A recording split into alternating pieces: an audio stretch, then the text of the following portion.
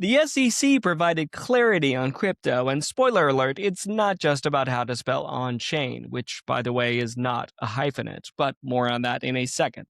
Welcome to Crypto Currents, the weekly podcast of people working in crypto and blockchain, talking about everything you need to know about crypto, blockchain, and finance. Think of us like your weekly friends that show up at your house with a case of beer and then just give you all the hot gossip, and then we high five and see you next week. I'm your host, Vince, and today I'm joined by our resident degen, Kale. Yep. And everyone's crypto mommy, Katya. Oh, God, don't call me mommy. All right, so we'll talk about the SEC here in a bit. Let's talk about some meme news, and that would be OpenSea, which just postponed their airdrop for a third time. They're refunding anyone that farmed in waves 3 through 6. And everyone's mad, and the internet is ablaze. Kale, talk to me about this a bit. I mean, OpenSea is just unbelievable at this point, dude. They're 8 years old, and they've been like dangling this carrot on a stick to their users for like literally 8 years. And yeah, it's just insane. The optics are so bad. They're giving away refunds for waves 3 to 6, which happened, I think, like during 2024 to 2025. And if you look at a chart of the volume that was done on OpenSea from like when they started in 2018 or whenever they started, like all of the volume was in 2020 to 2022-ish, which is like, literally like 99.9%. And so, yeah, like basically all those people, like the 99% of volume that used OpenSea, they're screwed, forgotten about, whatever. It's YOLO, too long ago, I guess. But the waves 3 to 6, the 0.1% of capital, that's what's being refunded. And then the same day, they get the article on Vanity Fair, and it's literally in the name, like Vanity Fair. And so, yeah, it's just like bad optics all around. I think OpenSea is done for. Nobody's going to want to use OpenSea anymore. Like, it feels very extractive. They're just like, it feels like they're teasing their audience at this point. Yeah. They don't care. I think this was kind of the only move that they've had over the last few years because nobody talks about NFTs anymore, right? At least in the incarnation that people were trading on OpenSea and the like. You know what they could have done? And I saw somebody tweet about this last night, and I was like, dude, that's such a good idea. They should have pivoted to an on-chain trading card exchange. Because on-chain Pokemon had a whole season like last year in 2025. And I feel like OpenSea specifically, like the NFT people, they could have foreseen that. The people running the NFT exchanges, somebody could have pivoted and made a lot of customers if they did that. You know, like literally Mt. Gox started as Magic the Gathering exchange. So it's like, oh, I didn't know that. Really? I didn't know that either.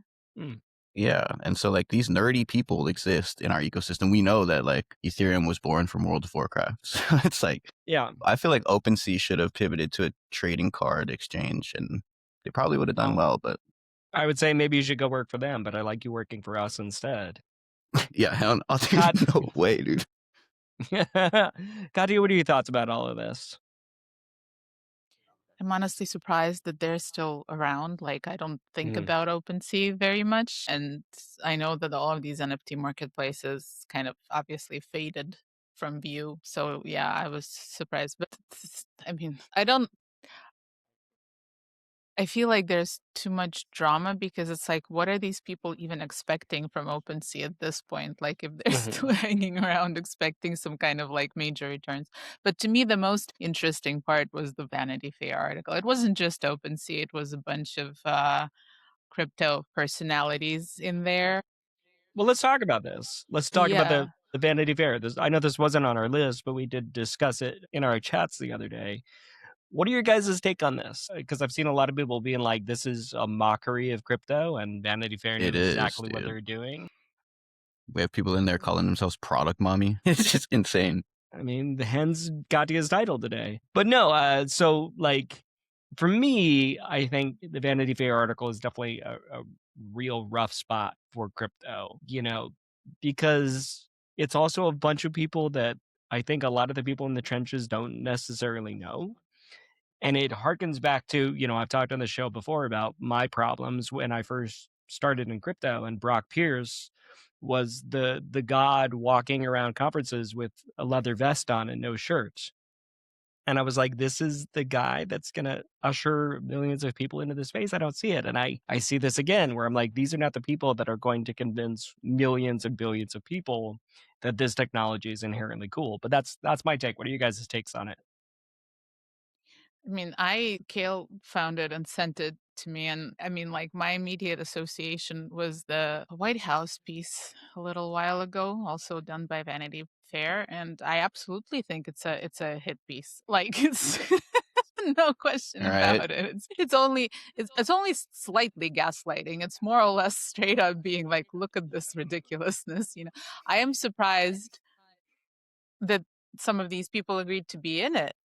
Yeah. Well, I Because mean, they probably thought it was an honor. They're like, oh, Vanity maybe Fair. Vanity Fair, like, and I think it's a total parallel to the White House stuff, because so many people were like, oh wow, Vanity Fair knew exactly what they were doing, and the White House staff like signed up for it thinking, oh, this is so cool, like Vanity Fair doing a piece on us. And then it's like, Jesus. And I think it's a very similar thing, which is fun for Vanity Fair. I am very Jealous. I'm admiring of like fun and brave and kind of tongue-in-cheek journalism and all of that stuff. So I think it's fun. Unfortunate for crypto, but also like it doesn't even represent us. Like definitely doesn't represent any of us here. Doesn't represent anybody I know in crypto. Like these people and their takes. I wonder if we could have found the like who said no list. Apparently Hayden Davis said no. I think he's the founder of Uniswap, but I'm sure there's more. Okay. But I mean, like, did they talk to CZ? Did they talk to Vitalik? Like, did they talk to Brian Armstrong? Like, there are people that I consider heavies in this industry, but yeah. I doubt anyone even tries to talk to Vitalik. I think they know. I mean, the guy goes to all sorts of different conferences. I could see him being like, listen, we would love this, but hopefully someone on his team is smart enough to be like, absolutely not, do not. Yeah. But Kale, Kale, what are your thoughts on it? I know I cut you off. I mean, it's just like non-tent to me. Yeah. Ooh, I like that. I thought putting that on a throw pillow. Yeah, dude. Non-tent. It's it's not content. Yeah, it's like boring content, like useless information. Like feels like a hit piece, like Katya said. It's like, who are half of these people? Like, why did our industry need this? Like, it doesn't help change public sentiment at all, in my opinion. It just feels like silly. And I bet you like a lot of them paid to be in that article. I don't know if they paid to be in that article. I think they all thought it was an honor, because like we know like the ETH realized guy is not my favorite, and I think that company wing, whatever it is, I feel like is horrendously mismanaged right out the gate. And then Kathy Woods is a joke. So exactly, I don't know. That's what I'm saying. Like the people that we do know, we look at them and we roll our eyes, and then the other half, we don't even know who they are. It's like, how did these people end up in this article? And it's like, is this some kind of PR campaign for them? Like, what is going on here? Because it just all seems so backwards. But yeah, I don't know. Bad look for crypto, I think. I think I might email Vanity Fair and be like, hey, can I get the list of no's? Just because I'm super intrigued by that. I wonder if they give it to me. Probably not. Yeah, probably not. Okay, well, let's get back to our topics. And since, I brought up Ethereum and I brought up ETH Realize, let's talk about the Ethereum Foundation proper. So they just released a new mandate reaffirming the promises of Ethereum and their role. And Katya, give me some hope. Talk to me about this. So the vibe is that Ethereum Foundation has been on a manifesto streak lately, and they've been releasing these manifestos and mandates, and some people are kind of getting over it by this point, because there was the layer 1, layer 2 thing, and we talked about it on the podcast. Then there was a thing about DeFi. What are you doing to your microphone? It's slipping, and I was because I could hear every single thing you're doing when you touch it. Oh right. Yeah. Hold on. Is that okay now? Can I talk? There you go. Yeah. Just don't be manhandling it. Back to serious topics about the Ethereum Foundation. So they've been like releasing a lot of statements, like 30-page statements with some graphics that people have made fun of, like a little bit like drug-induced AI images of dreamy things. Mhm. And the messaging overall, this latest one, the biggest takeaway is recommitment, if you will, to the cypherpunk origins and goals of Ethereum, that it remains committed to promoting decentralization and self-custody, privacy, all those things that fueled its origin and its growth. And the conflict here is with people who believe that Ethereum should be more focused and more concerned about the value of the ETH token, the value of the network, business development, kind of inserting Ethereum into every possible use case and just kind of like extending its influence and its value. And this is a little bit the other way, where it's kind of like Ethereum needs to be a check on like the moral center of blockchain and crypto, and a check on growth of factors that are pulling it in the direction more of Wall Street, I suppose, like more centralized and more concerned about shareholder value is what it is in the end, like all these bag holders and token holders. And so yeah, that's kind of the conflict, the juxtaposition here. There have been a lot of takes that kind of now are ridiculing Ethereum Foundation for having this. I mean, even I did a little bit of that just earlier. But in the end, I think it is Vitalik's project. In the end, it is his creation, it is the community's creation, and I see value in that. Like, one of the commenters who was doing it, they're like, Ethereum shouldn't have to put like its philosophy and moral goals in juxtaposition to growing value, because this person, I don't remember who it was, but they were saying like, I can't like think of any situation where like bigger value to the marketplace doesn't also mean more good for more people. And I'm like, really? You can't think of one single example? I can think of about 100 right off the bat. So I think people who are hyper focused on being like, Ethereum has to become everything to everybody, they have to be used by every corporation, or the government, it's going to grow out. I think that's also a mistake to view it that way. But I think the Ethereum Foundation has leaned a little too hard just in the past few weeks into these manifestos, and they're just kind of like getting on people's nerves with the posturing. Yeah. That's what's Yeah. Kale, what are your thoughts about the posturing? Let's kind of like zoom out a bit. I mean, I feel like the people who are concerned about the price action have no vision, and they need to sit down, because it's like, if you want to triple, quadruple, 5x or whatever, like make a bunch of money, like go trade meme coins or something. Like Ethereum is, in my eyes at least, he even mentioned it in the mandate thing, like it's a machinery for freedom, and he's focused on like 1,000-year plan. So it's like, bro, I mean, yeah, it might not, like, it might hurt Ethereum's value. Like, maybe Ethereum's not going to be $100,000 coin because like EF wants to like shepherd it to be this specific thing. But it's like, oh well, dude, like there's so many ways to make money. You don't need to make money off of like ETH token. Yeah, I agree. So And I'm generally a fan.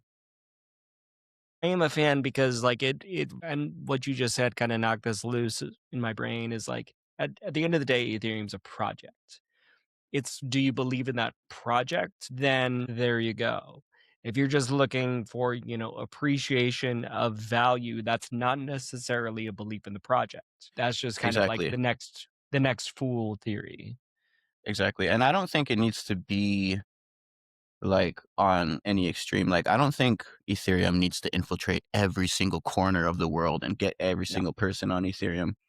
But what I love about Ethereum is it offers an alternative system, so it's like, if you do want to opt out, it's like, at least there's something that you can use to transact and do economics, do all the economical things that you want to do, which is like, I don't know, not super popular. Not everybody's trying to opt out of the TradFi banking system, but like for people who do, it's like a great tool, and I love it.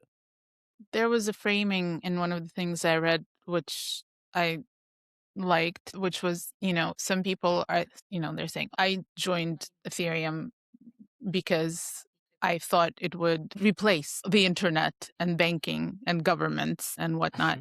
But the counterpoint, like with this mandate, is that Ethereum needs to be a check on banks and governments and all of these things, like a thing that can keep bad things from happening, keep bad things in check, whether or not it is like an actual part of those systems or not. Like, as you say, Kale, so it's kind of like a counterbalance where you can go for an alternative way of verifying things and whatnot. And yeah, and I agree, like that take about Ethereum being the biggest thing and replacing everything, to me, it just sounds like, okay, so what I'm hearing is you were late to Google, and now you wanted to join Ethereum because you thought that this would be your Google. Like this is not what this is for. Yeah. So, speaking of being a check on bad things happening, let's talk about bad things happening, shall we? It's been all over the internet, and that is the swapping of $50 million in assets on Aave and only getting 36K back. There's speculation about money laundering. I don't care. What I think is interesting is like, let's pretend that it's not. And let's talk about how this is like problematic for the space, right? Because if it's a check on bad things happening, and yeah, sure, maybe like the person had to like click through a warning, but is that enough to like safeguard people? I would say no. Yeah, no.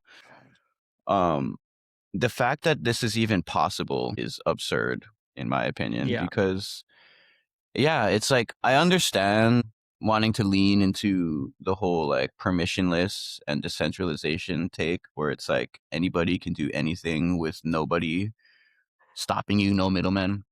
But I think that if we are ever gonna onboard institutions and people who are managing like billions and billions of dollars, like these people are gonna need these mechanisms where it's like, okay, if I'm going to trade $50 million on chain, there needs to be some sort of mechanism that makes sure it doesn't swap from 50 million to 36K, even if like, like Stanley said, like we have the warnings or whatever. But it's like, yeah, no, that's not going to cut it for institutions who are trying to trade millions and millions and millions and billions of dollars. Not even going to cut it with like us, users. Yeah. Because like, just think how many terms and service you agree to. You're like, yep, agree. Agree. Skip. No. I totally see what you're saying. I think that like for after a specific threshold amount, like shit should be more strict. Oh, I agree. Basically. I 100% agree. But at the same time, like there's got to be ways to get through it, right? Because at the end of the day, there are plenty of opportunities where you want to do a very illiquid investment or something of that nature where you might get quote unquote wrecked. But this is a great instance where it's like, yeah, there need to be like so many safeguards against something like this happening. But Katya, you're a proponent of decentralization and think that everyone should be off to their own devices. What do you think about this? Well, I mean, I don't necessarily think that, but in this particular case, I don't know if it's a hot take. I think it's a very reasonable take, but I think it's an over sensationalized piece of news. I think it's just a case of everyone being stupid in this story. So I think it's kind of like if you had a news story where it's like Florida man gets eaten by an alligator at a gas station. This story does not mean that all Florida men are stupid, or that gas stations are not safe anymore, or that alligators are running wild in Florida. It's kind of like it's a one-off that happened because there was a confluence of stupid and kind of like factors where some things should have been more safe, some people should have been smarter, things like that. So it's I kind of see it that way. Not to say that slippage is not a major issue in crypto, because it is. These markets some of them are very mature, some of them have very low liquidity. If you're trying to do something and the liquidity pool is not there, then definitely slippage is an issue in crypto the way it's not elsewhere, for sure. However, in this case, I believe Aave when they say there was a warning that the user clicked through. I'm sure that happened. If you're swapping 50 million and you can't be bothered to quadruple and whatever the word for 10 is, check everything on the screen, then I have no sympathy for you. If you have that kind of money and you are able to just do it like during your lunch break with your martini on your phone, my man, like, Yeah, no, honestly, ditto. you are not the problem. Like, this is not the problem. On the other hand, I still shake when I said like $100 transaction. I'm just like, oh. Exactly. Like, I will triple check everything. I sit there and read that little address, like 5 times out loud to myself, like, what? So this is one thing. On the other hand, I read a follow-up and there was a postmortem, and then I was saying, well, like, it was a cascade of events, and there was 2 swaps involved, and there was one swap, and there was a little bit, well, not a little bit, like 13 million worth of slippage. So, and then the next swap was like even more. It was Uniswap and SushiSwap were involved. So like, it's a whole chain of things that happened in the end. But in the follow-up, in the postmortem, I was saying like, but now, we have these automatic warnings like most interfaces do, but now we're going to have a thing where like, if there is more than a 25% hit on a swap, we're going to block it automatically. And then the user will have to go through settings to do like a whole big circle to disable it. And to this I say, how the fuck is it not a thing already? Shouldn't it be a thing already? Like, to drop really huge, 25% is huge, slippage automatically. Shouldn't it be a thing already? I mean, you would think, but then that probably blocks a lot of these like YOLO trades or like quote unquote trying to get in early. Right. Then that's where you do see this kind of slippage. Yeah. That's where the threshold comes in. Because like people like me, like I don't mind 25% slippage when I'm throwing in like $10. Yeah. But like 10 million so is like, different. There's settings and whatever. So I think in this case, like, Aave got a lot of blowback. And, when they said, we're going to refund you the fees of 600K, and people were like, yeah, nice, but I'm like, what can they do? That. They didn't have to do that, and they don't even have those funds. They were swapped, and they ended up like on Binance or wherever they ended up. And all Aave has is their earned fees from that, which they are giving all of it back. Yeah. So, like, what else are they supposed to do? So I think it's just a very unfortunate case. And it's, a confluence of people being stupid and interfaces not being quite up to protecting users. But it's not like this one was completely like shitty and didn't. It gave a warning. Yeah. You gotta read the warnings. Gotta read the warnings. Interesting. So let's shift from like pure decentralization to a bit of the TradFi. And it's been a while since we've talked about any sort of like ETFs firing off. There was a while where that was like all the rage, but BlackRock staked ETF started trading on NASDAQ. Kind of a non-entity for me. I feel like, at this point we've got a lot of options of ETFs. We've got a lot of options of staked stuff, but it is kind of nice. It still saw a significant amount of inflow, whether or not that's normies or just, their friends, who knows? But I think it's kind of safe to say, and correct me if I'm wrong, that the ETFs haven't really moved the needle on those in life, in crypto. What do you think? I mean, the Bitcoin ETFs went live in like the beginning of 2024, if I remember correctly. And then if you look at the price action, like Bitcoin performed pretty well after ETFs went live. I don't think we have the ability to say, but it's because of those. I wonder how much of that is like actual people buying it. What's the saying? Correlation is not causation. Yeah, that one. I like that you just got that up. All he gave you was, and you're like, I got it. Yeah, no, totally. But I don't know. I feel like this one headline specifically, like all of these different entities making ETFs, like on their own, the headlines are boring in my opinion, but like it's the overall trend that's important, because every single one of these guys are just like helping tighten the Ethereum supply. So it's like we may not see it yet, but I do think it's inevitable that like just give it some time. If the BlackRocks, the Fidelities, the Visa and MasterCards, they all start buying ETH, like for sure. We'll see it. Katya, what are your thoughts? So I think the idea that's different with this one, because it's staked ETH, is that it maybe reintroduces Wall Street again to Ethereum as a yield bearing asset, kind of like not just a thing that kind of moves up and down just like anything else, but because this is spot ETH price and income from the staking, the yield from the staking, that it kind of reminds, or for those who didn't know, introduces people to the idea that ETH is actually different from Bitcoin, the other big player, in that it also does something. It's not a rock. It does something in there. It produces yield, and so the growth now doesn't just depend on the price action. It actually of your ETF. It also depends on the staking. So I think that's interesting. It's not like exciting news. It's not big news. I think it's going to do fine, like all the ETFs have done. Yeah. Fine. But I would be interested to see after a little while whether staked ETH ETFs do better than regular ETH ETFs, indicating that people understand what it is That'd be it's interesting. doing. I didn't even But think about that. yeah, so that I would be interested to see going forward, because then that would indicate that people are starting to understand what the blockchain is and what proof of stake blockchains, even if they don't know it by that name, proof of stake, but like that this is a different kind of deal. So I think that's an interesting thing to come back to in the future and see how it is. Yeah. It'll be interesting to see if we can separate out that based off of who has the cooler ticker.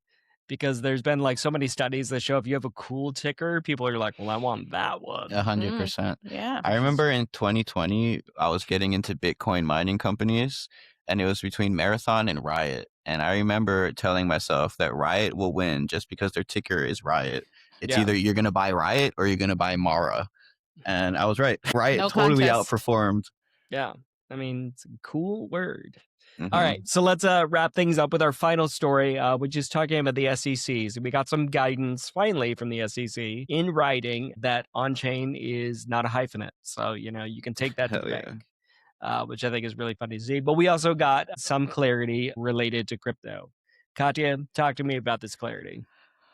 Right. So I'm gonna read off because I didn't memorize all of that. I also didn't read like the whole memorandum, but so the big thing is that they introduced a framework of categories for crypto assets, and they are as follows: digital commodities, and now like all the big ones, BTC, ETH, Solana, Ripple, they all fall in. So now we know for sure they're commodities. Not a security. No. Digital collectibles, which is NFTs, obvious, etc., not a security. Stable coins, tokens pegged to fiat, not a security. Here's the vague one: digital tools, tokens used to access or operate blockchain-based applications. So are those governance tokens? Are those like here? I'm thinking you could define almost anything as a digital tool in this, like for instance, like a DeFi platform that bears yield and whatever. Digital tool? Their token that they issue is a digital tool because it's their platform-based token. So you need that token to participate in the platform and operate it. So arguably, digital tool. And so the final category is the digital securities, tokens that meet the definition of an investment contract, which of course is also open to interpretation. So I think the vagueness, so we have commodities, the big main 12 chain, or whatever. main chain token, collectibles, stable coins. And in these last two categories of the digital tools and the securities, I think there's a lot of room still for kind of maneuvering, because you could argue that something is a digital tool because it empowers a platform to operate, and so which is like any yield platform can argue that. On the other hand, the digital security is something that can be classified as an investment contract. And obviously, a lot of things can be argued that way as well. Like if you're putting in any money in and then you're expecting yield from it, that could be classified as an investment contract. I think I'm not very far from being a financial lawyer, but I think it's probably like that. So the excitement is that at first glance, at least, that means like 99% of crypto is not a security. So that's that's the exciting part, that people are like, okay, we have it from the horse's mouth.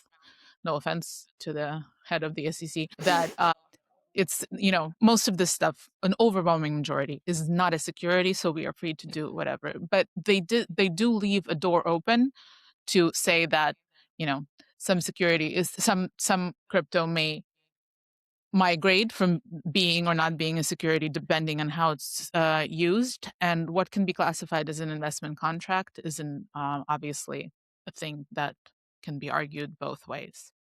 Yeah. Okay. Kale, give us your degen take on this. Do the suits got you excited, or are you mad about it?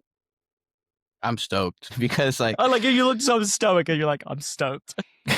yeah, dude. Because as of yesterday, pretty much the vibe in the room was like nobody wants to build things because they're afraid that they're gonna get sued or gonna have to they're gonna get in trouble somehow. Mm-hmm. There's so many examples of devs like doing things and then getting jail time for it. Yeah. So this clears up a lot of that, and I think innovation will return to some degree, which is exciting. Mm-hmm.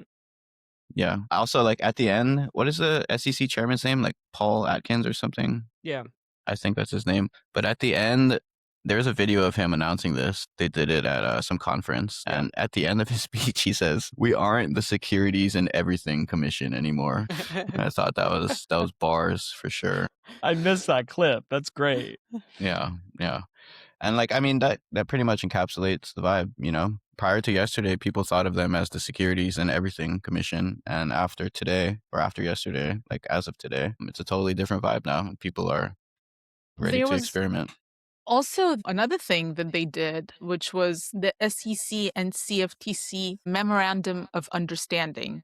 Speaking of statements and memorandums and manifestos, which is basically the two heads getting together and being like, we are going to know exactly who is regulating what, and we are not going to fight over it, which was exciting, semi-exciting to crypto people, because crypto has so often gotten stuck in between the two agencies because of classification issues. Yes, Vince. I would be excited if it was anything better than a MOU. MOUs, when I first got into crypto, was the equivalent. It is the equivalent of retweeting on Twitter. Be same. It is not a binding thing. It is just a big old internet high five. And so anytime I hear an MOU, I'm just oh man, is it a decade ago? What is happening? Well, I mean, but the thing is, I agree with you. Of course, that's how it is. It's stupid. It's non-news. But anybody in the government high-fiving each other over anything is kind of exciting, given the state of things, kind of and being yes, we agree on this. And you're wow, this can happen. I didn't know politicians could agree. I know, right? I didn't know that's what they could do that. And the second thing, them high-fiving each other over crypto specifically, I think is just kind of nice. Yeah. Because I don't know, it's just nice. May not mean anything, but in the current climate, even just nice in the news goes a long way. That's true. Well, who I'd really like to high five, though, is you, dear listener. Thank you so much for joining us this week. I hope you feel smarter. You should. And I hope that we will see you here next week, where we'll talk about everything you need to know in crypto. Thanks for joining me today, guys. Bye.